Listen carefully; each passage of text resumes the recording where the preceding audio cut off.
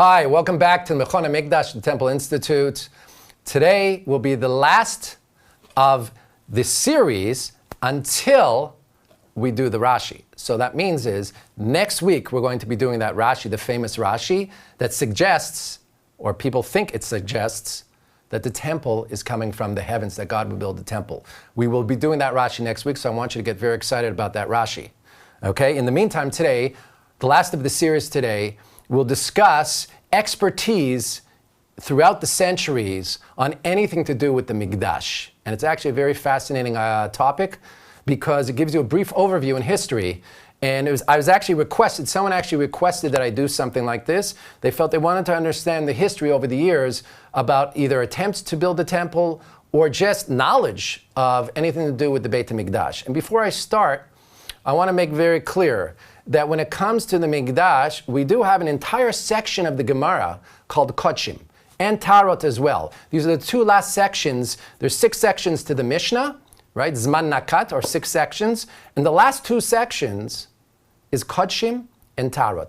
Those 2 sections are completely Beit HaMikdash related, okay? Completely temple related. And those were always studied. But how much were they studied? And how much was written on those books? And those, Gemaras, and we'll discuss that in a second. But the key point is like this. How much over the centuries did rabbis invest their time in analyzing and understanding the halachot of Binyan HaMikdash, Bizman Hazeh, building the Mikdash today? And that's a very interesting question, okay? And it may explain a little bit why rabbis today and through different times, more today than ever, have embraced the idea that the Mikdash, the temple, can come from Shemaim, that Hashem will build the temple, or that Mashiach will build the temple. And it may have a lot to do with the fact that they really haven't invested all that much time in analyzing the different shitot, the different positions that are when it comes to building the temple, the Mikdash. Okay? Now, just as to give a brief overview before we even start, is that those who are learning Daf Yomi, just yesterday, they started the Beit HaMikdash Torah. They started to discuss the Korban Pesach, okay? And you'll notice that the commentaries on that Gemara are very few. Rashi, Tosfot, and Rabbeinu Hananel. And that's about it. Until this point in time, there are many meforshim, as many know. Okay, there are people who use the Ran, the Ritva, Maram Chalawa, Rabbeinu David, but as you'll see, if you look in the Gemara today, suddenly gone. There's nothing, no commentaries except for Rashi, Tosfot, and Rabbeinu Hananel. And that gives you a very good idea that this was not a focus of learning for most even then. Okay.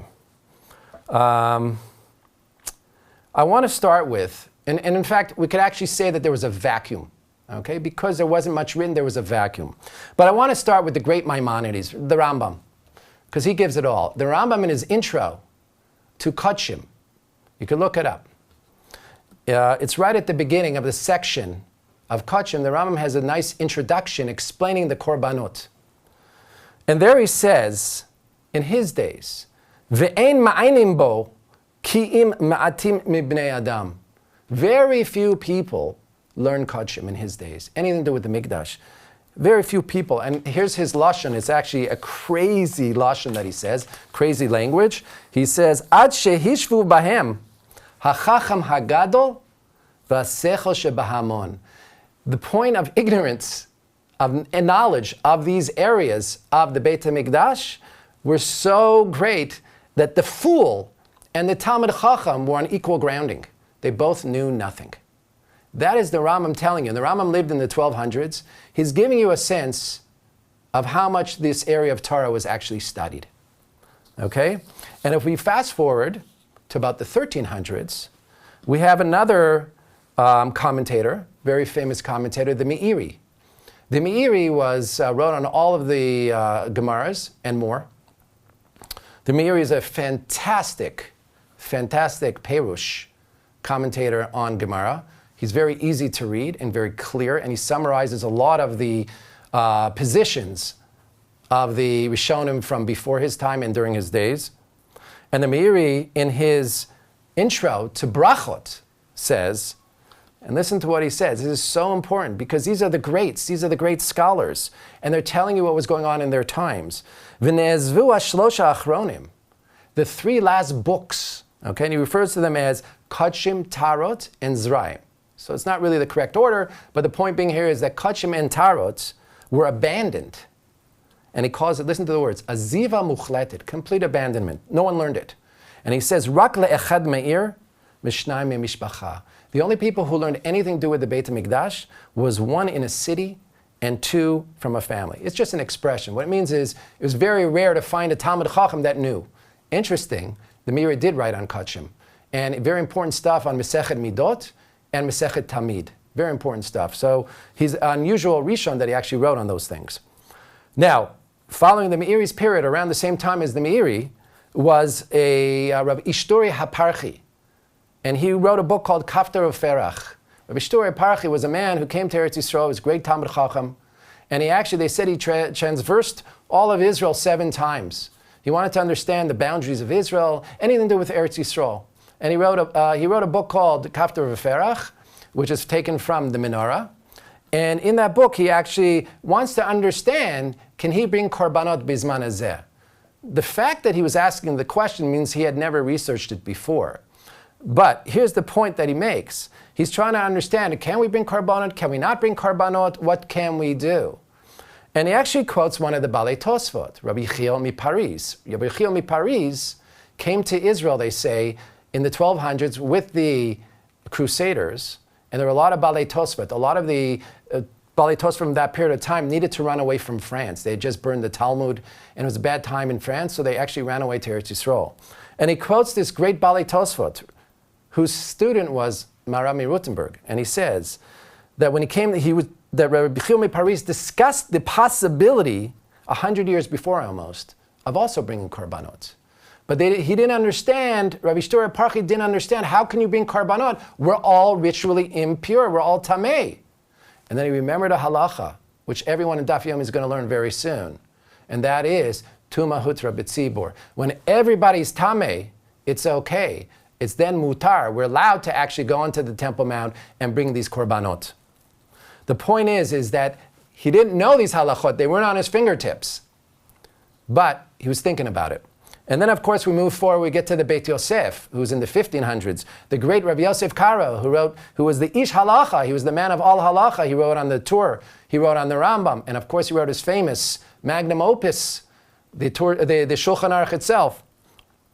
And listen to what the Torah says, listen to what the Beit Yosef says. And this is, you have to understand that Beit Yosef lived in a period of tremendous Talmidei Chachamim in Tzfat. He says, Rak echad bedar lomen halachot Beit HaBechira. Only one person in a generation learns the halachot of the Rambam, Beit HaBechira. And anybody wants to check this up, they can go to the Torah Shulchan Aruch in the 3rd Siman. It's right there. Anyway, the point being is, very few people were actually thinking about building the temple or bringing korbanot for many, many hundreds of years. Now, after the Beit Yosef, another 50 to 100 years later, was the Shla, the great Shla, Rabbi Shaya Levi Horovitz. I'm a descendant of the Shla, and he discussed a lot about the Mikdash. There was the Tosfot Yom Tov as well. The Tosfot Yom Tov was Rabbi Yom Tov Heller, and he was actually the student of the great Maharal. And he wrote a lot on the Mikdash and actually said, the Mikdash will be built before Mashiach. And then there are, of course, the Italian scholar, the Bear Shabba. The Bear Shabba was Rabbi Yisachar Eilenberg. The Bear Shabba is probably one of the best books I can recommend. When you read Kodshim, when you're going to learn these different places in Kodshim, I would say the Bear Shabba is one of the greatest books you can read. And he was an Italian scholar, and he wrote on Tamid, he wrote on a lot of the areas that weren't learned in yeshivas. So it was actually an interesting book. He actually chose all those Gemaras people don't learn. But he discussed a lot about the Mikdash. But it was rare to find these books. Now, we have to fast forward from this time of the 1500s, early 1600s, all the way to the 1800s. And after Napoleon, who in the early 1800s essentially globalized the world, what followed from that was discussions about coming to Israel, bringing korbanot, and building the temple. and one of the main people who sort of brought this all up. And he was you'd almost say the impetus for our knowledge of what's going on, what we need to do, was a great man named Reb Tzvi Kalisher. Reb Tzvi Kalisher lived in the 1800s, early 1800s, and he was the Talmid Muvhak, which means he was the esteemed student of Rabbi Akiva Eger, the great Rabbi Akiva Eger. And Reb Tzvi Kalisher wrote a book called Drushat Zion, and there he proved to his master, Rabbi Akiva Eger, that we have to bring karbanos, and we actually have to build a mikdash. And in the beginning, Rabbi Akiva Eger was hesitant. He was reticent. But at the end, he agreed with Reb Tzvi Kalisher. And Reb Tzvi Kalisher brought many people to agree with him. And that would include the Chatam Sofer, who was the son-in-law of Rabbi Akiva Eger, the Shagat Aryeh, the great Shagat Aryeh, everyone knows who he is, and many, many more. I would even say like this, as Reb Tzvi Kalisher says in his book, almost every Rav agreed with his position. And so much so that Rabbi Akiva Eger asked the Chatam Sofer to go check out if they could bring a Korban Pesach on the Temple Mount in Israel. They were rejected because at that time it was run by the Muslims, and their policy was no Jews on the Temple Mount. Sound familiar? Anyway, we have to fast forward from that point in time. And there were some people, by the way, there were some people against it, and they were writing their Torah. But I think what the point here we have to understand here, it was almost like it was a reaction to the times. This really wasn't something people had delved into. And it was very clear from Rabbi Akiva Eger's response to his student that he himself had not really checked the sources up until that point in time. Now, we fast forward, of course, we get to the great Chafetz Chaim. The Chafetz Chaim wrote actually a book called Likutei Halachot. It was actually halachot of the Mikdash, anything to do with the Gemara that have to do with the temple, the Mikdash. The Chafetz Chaim wrote on those as well. Very important book, Likutei Halachot, very similar to his Mishnah Berurah, but it's all on Kodshim. So you see here that we got a sense here there weren't a lot of people involved. And let me say one more thing about the Chafetz Chaim. The Chafetz Chaim was very concerned that we needed to learn all the halachot. And the reason we needed to learn all the halachot, he said, because what's going to happen when it's time to build a mikdash, no one's going to know anything, we're all ignoramuses. And what an embarrassment that will be. Now, that gives you an idea that people didn't really know much about the mikdash. And the Chafetz Chaim actually set up kolalim, and their purpose was, their distinct purpose of these kolalim was to learn the halachot and all the sugyot of the Mikdash. Now, let's fast forward to our times. When you go to yeshivas today, virtually no yeshiva, it doesn't matter where, they're not learning any of these Gemaras in Kodshim. There are a few kolos here and there that obviously focus on it, but most of those kolos that focus on Kodshim, anything to do with the Mikdash, many of them, if not most of them, are not looking at it as a practical thing. How do we build the Kalim? How do we build the Mikdash? It's more theoretical. Most yeshivas today are still learning Bava Metzia and not exposing the children to the world of the Mikdash. Remember, in Vayikra there's a small aleph, right? The first word of Vayikra, when we start Vayikra, there's a small aleph in that word. And we say that, why is there small aleph? So the children will start with karbonos, right? Because they're all tamim. They're just like the korban that's tamim, without a blemish. Children are without a blemish. They should start learning, when they're learning the chumash, they should start with the Vayikra. But that's not the case right now. And here's the other thing is, the Rabbanut HaRashit, the chief rabbinate, has never spent 1 second, actually, and I feel bad saying this, I really do, because I don't want to say bad things about them, but I'm giving you an overview of the history. The Rabbanut HaRashit has not spent 1 second, actually, ever discussing building the temple, building the Mikdash. And that's just unacceptable. I mean, how can you not, after 1967, not discuss something? Do you think God gave us the Temple Mount in 67, so we just push it aside for another 50 years and don't do anything about it? It's unfortunate. I really feel bad actually mentioning this, but I have to tell you the truth. And why am I telling you all this?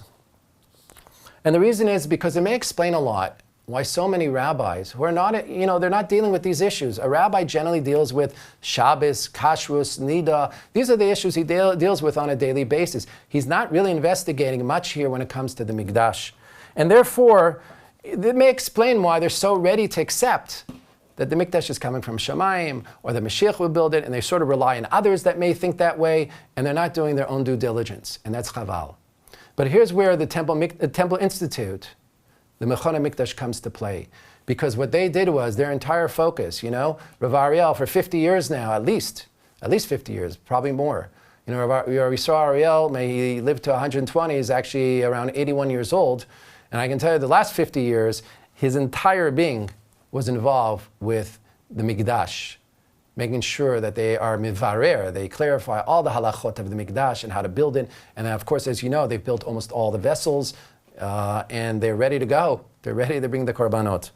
And so in that case, we have to ask ourselves, who do you follow here? Do you follow the guy, the man, the rabbi with the expertise, 50 years of expertise? Or do you listen to a rabbi who's done very superficial research when it comes to the Temple Mount?